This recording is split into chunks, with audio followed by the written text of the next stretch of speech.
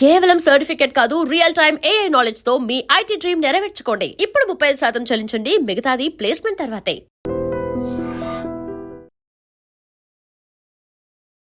Hi, నమస్తే. Welcome to iDream Media. నేను మీ రుద్దం శ్రీనివాస్. అమెరికాలో షాకుల మీద షాకులు వస్తున్నాయి మనకు, ఇండియాకు, ముఖ్యంగా ఇండియన్ స్టూడెంట్స్ కి, అలాగే అక్కడ సెటిల్ అవ్వకుండా ఇమిగ్రెంట్స్ కి ఇట్లాంటి రకరకాల కొత్త కొత్త ప్రతిపాదనలు, కొత్త కొత్త షాకులు వస్తూనే ఉన్నాయి. ఇవాళ లేటెస్ట్ గా H1B అలాగే F1 ఓపీటీ ప్రోగ్రాములకు కొత్త ఫీజులను విధించేందుకు యుఎస్ హోమ్ల్యాండ్ సెక్యూరిటీ విభాగం చర్యలు ప్రారంభించిందనే వార్త ఒకటి వచ్చింది. ఈ ప్రతిపాదనకు వైట్ హౌస్ రెగ్యులేటరీ ఇప్పటికే అనుమతి ఇచ్చినట్లు కూడా చెప్తున్నారు. ఓపీటీ దరఖాస్తులకు $1,00,000 ఫీజు నిర్ణయించారు. ఇలాంటి రకరకాల వార్తలు వచ్చాయి. దీనికి సంబంధించి మనతో మాట్లాడడానికి కలవల విశ్వేశ్వరరెడ్డి గారు, తెలంగాణ గ్లోబల్ ఫౌండేషన్ ఫౌండర్, అదేవిధంగా వాషింగ్టన్ నుంచి మనతో మాట్లాడడానికి, ఈ విషయంపై మాట్లాడడానికి ఉన్నారు. నమస్తే విశ్వేశ్వరరెడ్డి గారు. నమస్కారం సార్. ఏంటి ఇవాళ ఒక న్యూస్ వచ్చింది, అమెరికాలో కొన్ని రకాల ఫీజులు పెరగబోతున్నాయి, కొన్ని రకాల వాటికి వాళ్ళ ప్రాసెస్ సెక్యూరిటీ విభాగం చర్యలు ప్రారంభించింది, హోమ్ల్యాండ్ సెక్యూరిటీ విభాగం అనే వార్త ఒకటి వచ్చింది. దీంతో ఎంతవరకు నిజం ఉందంటారు? అంటే టిపికల్ గా ఇక్కడ యుఎస్ లో ఎలా ఉంటుందంటే, యుఎస్ ఇమిగ్రేషన్ లాస్ ప్రకారం వాళ్ళు ఏంటంటే ఎవ్రీ టైం వాళ్ళు ఫీజు పెంచుకోవచ్చు.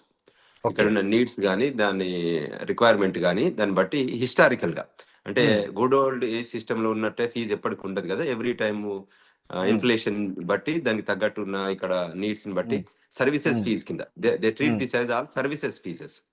సో ఫారెన్ నుంచి వచ్చిన వాళ్ళకి H1B ప్రోగ్రామ్, ఈ H1B ప్రోగ్రామ్ అంటే ఏంటంటే నాట్ ఓన్లీ అమెరికా నుంచి వచ్చే అంటే ఇండియన్స్ కోసమే కాదు, గ్లోబల్లీ వరల్డ్ వైడ్ ప్రతి కంట్రీస్ నుంచి యుఎస్ కి వచ్చే వాళ్ళు ప్రతి ఒక్కరి కోసం H1B ప్రోగ్రామ్.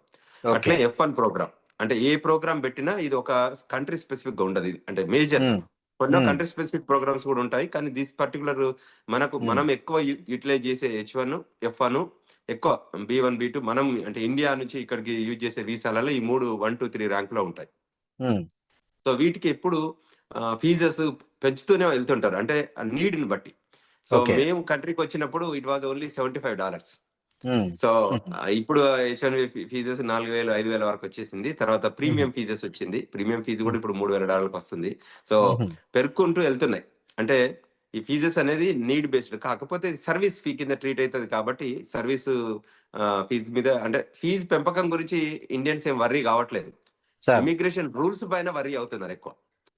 ఎందుకంటే ఈ ఫీజు పే చేస్తారు, దాని గురించి ఇబ్బంది లేదు. అది అఫోర్డబిలిటీ బేస్డ్ మీద ఉంటుంది, అది ఎంప్లాయర్ స్పెసిఫిక్ గా ఉంటుంది. ఎవరు పే చేయాలండి ఫీజు?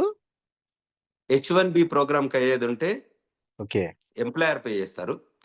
F1 ప్రోగ్రామ్ కు ఓపీటీలో ఈ ఫీజెస్ ఉంటే వాటికి ఓపీటీకి అయితే స్టూడెంట్ పే చేసుకుంటారు. H1B ప్రోగ్రామ్ కి అయితే ఎంప్లాయర్ పే చేస్తారు.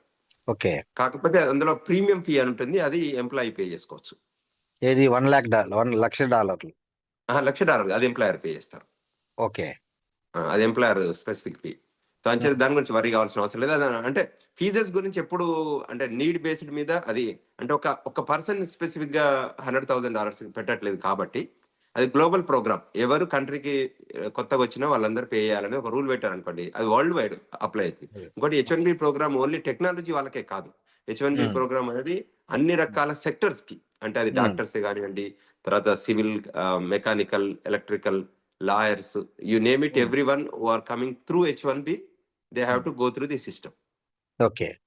సార్, ఇంకోటి, ఈ H1B వీసా ఉన్న వ్యక్తికి ఒకవేళ అక్కడ జాబ్ పోయింది అనుకోండి, అతను ఎన్ని రోజులు అమెరికాలో ఉండడానికి పర్మిషన్ ఉంటుంది? యూజువల్ అయితే ఎలా ఉంటుందంటే H1B ప్రోగ్రామ్ లో డ్యూరేషన్ ఎంతవరకు అయితే H1 కాపీ పైన ఉంటుందో దాని వరకే ఉంటుంది. సో అయితే కొన్ని అబ్రాప్టెడ్లీ ఎండ్ చేస్తారు కదా, ఆ ప్రోగ్రామ్ ఎండ్ చేస్తారు కాబట్టి కొంచెం వెసులుబాటు ఉంటుంది. సో అదంతా గ్రే ఏరియా లా కిందకి వస్తుంది. అంటే ఈ రూల్ వరకు ఇంతమంది అనే ఉండదు. స్పెసిఫిక్ గా ఏం చేస్తారంటే వాళ్ళు as soon as possible we need to depart అంటారు అన్నట్టు. అంటే తెలియదు కదా, ఆ ఫ్లెక్సిబిలిటీ ఇస్తారు. అది అంటే ఆ 1 week 10 days రూల్ ప్రకారం ఏంటంటే ఈ స్పెసిఫిక్ గా ఇన్ని రోజులు ఉండాలి అని పేపర్ మీద పెట్టి చెప్పరు. బట్ ఏంటంటే సూన్ గా వెళ్ళిపోమని చెప్తారు, as soon as possible. అంటే మనకి if you know that you don't have a status, you need to depart immediately. అట్లా మనకు స్టేటస్ లేదని తెలిసిపోతుంది. ఆ ఎంప్లాయర్ గానీ, లా ఫర్మ్ గానీ కమ్యూనికేట్ చేస్తారు కాబట్టి, ఒకసారి ఉమ్, స్టేటస్ అయిపోయాక ఎంత తొందరగా వెళ్తే అంత బెటరు. ఒకవేళ లేట్ చేసి వెళ్ళకపోతే దానికి బార్ ఉంటుంది. అంటే మనం ఓవర్ స్టే అంటారు. ఒకవేళ ఓవర్ ఉమ్, స్టే చేస్తే డ్యూరేషన్ ఆఫ్ స్టే కంటే మనం ఏదైతే స్టిపులేటెడ్ స్టే కంటే ఎక్కువ అంటే I-94 స్టేటస్ కంటే స్టే కంటే ఎక్కువ ఉంటే దాన్ని ఓవర్ స్టే కిందకి వస్తుంది. సో ఉమ్. ఓవర్ స్టేలో ఉంటే ఇబ్బంది అవుతుంది. ఇంకోటి సార్, ఈ new birth right citizenship rules 2026 పేరుతో కూడా చాలా రకరకాల వార్తలు వస్తున్నాయి. అసలు ఏంటి వాస్తవం ఏంటి అసలు? యూజువల్గా ఏం చేశారంటే ఈ ప్రోగ్రాము ఉమ్, అమెరికాలో పుట్టిన ప్రతి పౌరుడు అంటే అమెరికన్ సిటిజన్ అనేది అది హిస్టారికల్ గా ఉంది. ఇవాళ నాట్ ఉమ్, కొత్తగా ఏం కాదు. అయితే ఓకే. దాన్ని ఏం చేశారంటే ఎప్పుడైనా గవర్నమెంట్ ఏం చేస్తుందంటే మిస్యూజ్ చేస్తే ఉమ్, ఆ ప్రోగ్రామ్ ను కరెక్ట్ చేస్తుంది. ఆ ప్రోగ్రామ్ ను మళ్ళీ రీడిఫైన్ చేస్తుంది. సో అది ఏ ఉమ్, రకంగా అప్లై అవుతుందని చూస్తుంది. ఇక్కడ ఏం జరిగిందంటే ఉమ్, విజిటర్ గా వచ్చిన వాళ్ళు, కంట్రీ నుంచి రకరకాలుగా గోడ దునికి వచ్చిన వాళ్ళు, టన్నల్ నుంచి వచ్చిన వాళ్ళు, విజిటర్ వీసా మీద నుంచి వచ్చిన వాళ్ళు, వీళ్ళంతా ఇక్కడికి వచ్చి ఏం చేస్తున్నారు, డెలివరీ చేసి మళ్ళీ వెనకకి వెళ్ళిపోతున్నారు. ఉమ్, సో ఏమవుతుందంటే పిల్లలు ఒకసారి ఇక్కడ పుడితే ఏమవుతుందంటే వాళ్ళ పేరెంట్స్ కి కానీ, వాళ్ళ రిలేటివ్స్ కానీ, వాళ్ళ ఫ్యామిలీ ఎక్స్టెండెడ్ ఫ్యామిలీ అందరికి కూడా గ్రీన్ కార్డ్ వచ్చే అవకాశం ఉంటుంది. ఉమ్, అది ఒక ప్రోగ్రామ్. దాన్ని ఈ రకంగా మిస్యూజ్ చేస్తుంది. అంటే um. Global community, not only అవును. Indians, not only yes, yes, Mexican, అవునులేండి. అవును. ఎవ్రీ వన్ అందరు కూడా ఏం చేస్తున్నారంటే మేము బర్త్ రైట్ సిటిజన్షిప్ ఇస్తే మీరేం చేస్తున్నారు, బర్త్ టూరిజం చేశారు అనేది అమెరికన్ గవర్నమెంట్ అది గుర్తుపట్టింది. ఒక రకంగా వాస్తవం కూడా. అది ఒక కరెక్ట్. రకంగా వాస్తవం. అవును. కరెక్ట్. సో ఉమ్, అది అంటే ఎప్పుడైనా కూడా అంటే మేము హిస్టారికల్ గా చూసాం కండి, కంట్రీ ఎప్పుడైనా రూల్స్ పెడుతుంది. ఉమ్, రూల్స్ బ్రీచ్ చేస్తే ఏం చేయాలి, మళ్ళీ కొత్త రూల్స్ పెట్టాలి కదా. సో అందులో 100%. భాగంగానే అంటే బ్రీచ్ ఒక +or -3% అయితే చూసి చూడనట్టు వెళ్తారు.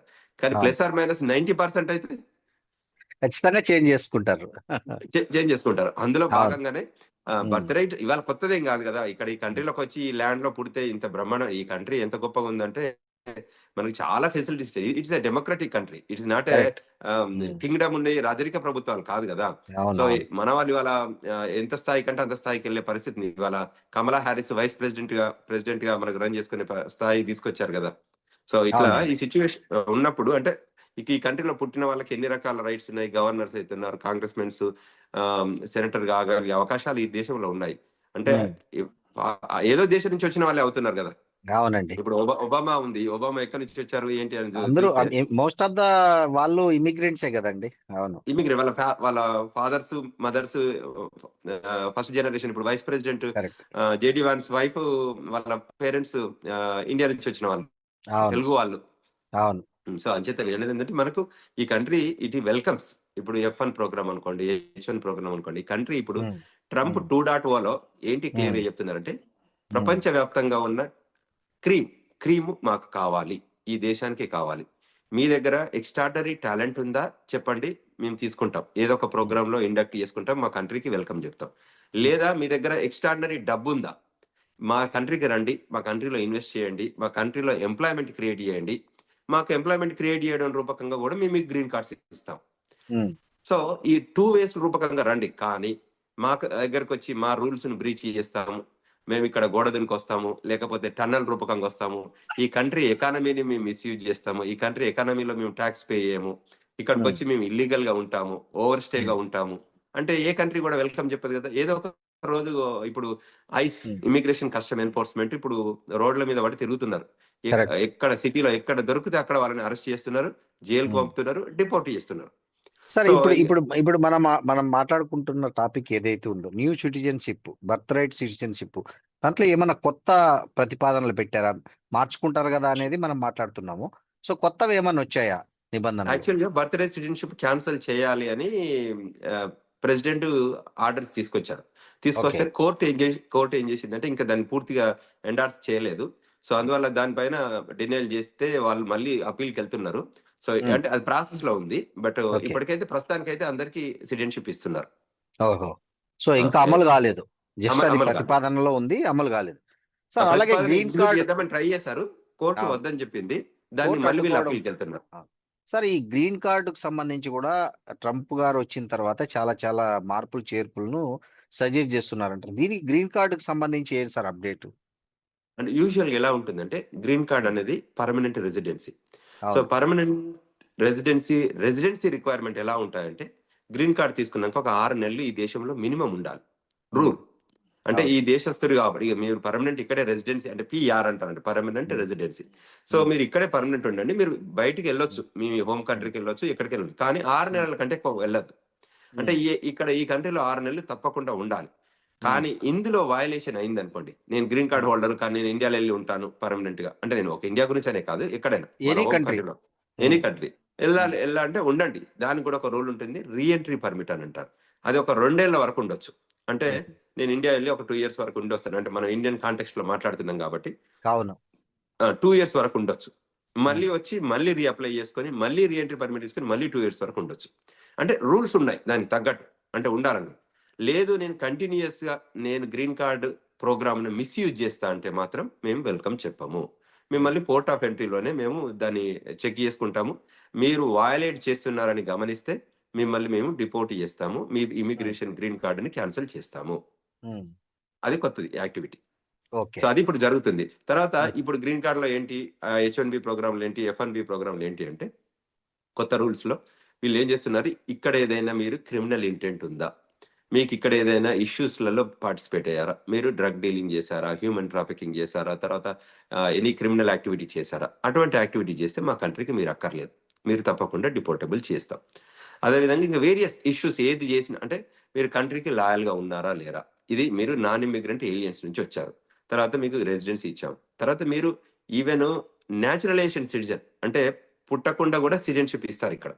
అంటే ఈ కంట్రీలో బై బర్త్ కాకుండా గ్రీన్ కార్డ్ రూపకంగా కూడా సిటిజన్షిప్ తీసుకోవచ్చు. అంటే రకరకాల వేరియస్ ప్రోగ్రామ్ ఉంటుంది, ఆర్మీలో పనిచేయడం రూపకంగా కూడా సిటిజన్షిప్ తీసుకోవచ్చు. ఇక్కడ ప్రోగ్రామ్ ఉంటుంది, ఒక 2 year ప్రోగ్రామ్ ఆర్మీలలో కూడా, అందులో కూడా చేశారు. ఇవన్నీ ఏంటంటే న్యాచురలైజేషన్ సిటిజన్షిప్ అంటారు. ఈ న్యాచురల్ సిటిజన్షిప్ వచ్చింది కదా, ఇంకా నేను నా ఇష్టం, నేను అమెరికన్ సిటిజన్ అయినాను గాను, నేను ఏదంటే అది చేస్తా అంటే కూడా వాళ్ళు వెల్కమ్ చేయరు. కంట్రీకి rules, homeland security rules abide అయి ఉంటేనే ఈ కంట్రీలో ఉంటాం. ఒకవేళ నేషనల్ థ్రెట్, సెక్యూరిటీ ఆబ్లిగేషన్స్ లో వీళ్ళు ఇంపాక్ట్ లో ఉన్నారు అని అనుకుంటే వాళ్ళని కూడా డిపోర్ట్ చేస్తారు. వాళ్ళ నేచురలైజేషన్ సిటిజన్షిప్ ని క్యాన్సిల్ చేస్తారు, అన్ని క్యాన్సిల్ చేస్తారు, ఇమిగ్రేషన్ బెనిఫిట్స్ అన్ని క్యాన్సిల్ చేసి హోమ్ కంట్రీలో బై బర్త్ ఎక్కడ కంట్రీలో ఉన్నారో ఆ కంట్రీకి వాళ్ళు పంపించాల్సింది. ఆ కంట్రీతో మీరు ఏం చేస్తారు మాకు అని, ఎందుకంటే అప్పటికి ఆ పాస్పోర్ట్ కూడా క్యాన్సిల్ అవుతుంది కదా, డ్యూయల్ సిటిజన్షిప్ లేకపోతే అది కూడా క్యాన్సిల్ అవుతుంది. సో ఆ గవర్నమెంట్ ఎక్స్టర్నల్ అఫైర్స్ మినిస్ట్రీతో మాట్లాడుకొని మీ కంట్రీకి మేము పంపిస్తున్నామని చెప్పేస్తారు. ఎందుకంటే మీ కంట్రీలో పుట్టారు కాబట్టి మీ కంట్రీకి వెళ్ళిపోవాల్సిందే అనే ఆ ఐడియాలజీ కూడా ఉంది. అంటే ఇప్పుడు ఏమవుతుందంటే వరల్డ్ వైడ్ కూడా ప్రతి కంట్రీ కూడా ఏం చేస్తుందంటే ఆ కంట్రీ స్పెసిఫిక్ గా, ఆ కంట్రీ లాయలిటీగా, ఆ కంట్రీ ఇంట్రెస్ట్ లో పనిచేస్తుంది.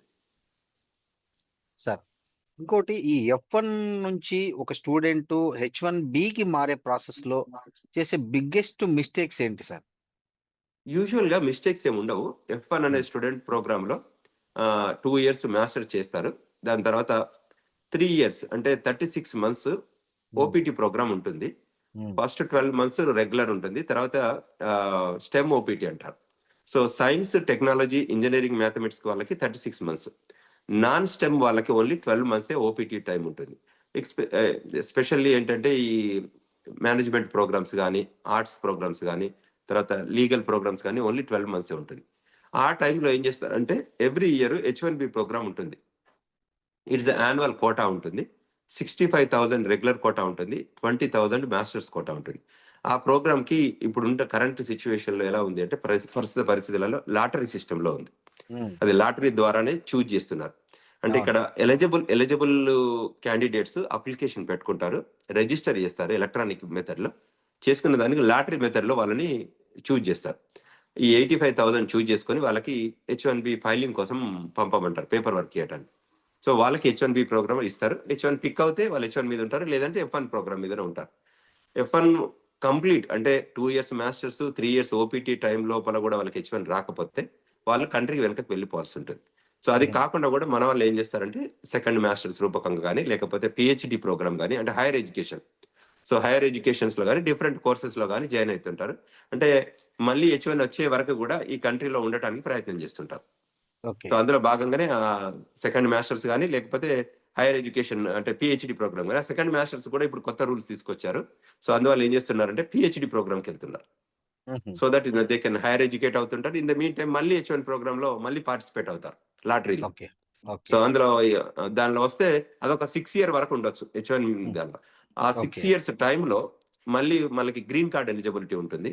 సో దానికి మళ్ళీ I-140 అని ఉంటుంది. I-140 అప్లై చేసుకుంటే 140 అప్రూవ్ అవుతే మళ్ళీ ఎక్స్టెన్షన్ చేసుకోవచ్చు. అంటే బియాండ్ 6 years కూడా వాళ్ళు మళ్ళీ H1B ప్రోగ్రామ్ లో ఎక్స్టెన్షన్ చేసుకుంటారు గ్రీన్ కార్డ్ వచ్చే వరకు. సార్ ఇంకోటి, ఇండియన్స్ గ్రీన్ కార్డ్ బ్యాక్లాగ్ కు ఎప్పుడు తగ్గే అవకాశం ఉంది సార్? అంటే ఇప్పుడు ఏమైందంటే అమెరికాలో ఈ green card programme EB1, EB2, EB3 అని కేటగిరీ బేస్డ్ ఉంటాయి.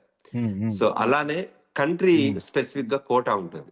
ఎవ్రీ ఇయర్ ఇచ్చే గ్రీన్ కార్డులలో ఈచ్ కంట్రీ, అంటే ఒకే కంట్రీకి మొత్తం గ్రీన్ కార్డులు ఇవ్వడం వల్ల ఏమవుతుందంటే అది ఇంపాక్ట్ అవుతుంది. సో వాళ్ళకి ఏంటంటే పర్ కంట్రీ క్యాప్ ఉంటుంది. సో ఆ క్యాప్ లోపల ఉండాలి. సో ఇండియా వాళ్ళు ఈ గత 15-20 సంవత్సరాల నుంచి చాలా మంది రావడం వల్ల మనం చైనా వాళ్ళు వాళ్ళకి రావడం వల్ల ఎక్కువ ఏంటంటే ఈ వెయిట్ లిస్ట్ అయ్యారు. చాలా మంది వెయిట్ లిస్ట్ లో ఉన్నారు ఇప్పుడు. So as the time progress ఇప్పటి వరకు అయితే రూల్ చేంజింగ్ కాలేదు. బ్యాక్లాగ్ గ్రీన్ కార్డ్స్ కొన్ని మూవ్ చేస్తారని, ఇంకా రకరకాల యాక్టివిటీ చేద్దామని జరుగుతుంది, కానీ రియాలిటీ కావట్లేదు. బట్ ప్రస్తుతం ఉన్న దానిలో మనకి 2012 నడుస్తుంది ఇప్పుడు. ఇంకా 14 years బ్యాక్లాగ్ ఉన్నట్టే లెక్క ప్రకారం, అటు ఇటుగా 1 year అటు ఇటుగా. సో కొంతమందికి సో ఇది పెరగొచ్చు తగ్గొచ్చు. అప్పుడప్పుడు ఏం చేస్తుందంటే USCIS కొంచెం ఓపెన్ అప్ చేస్తుంది.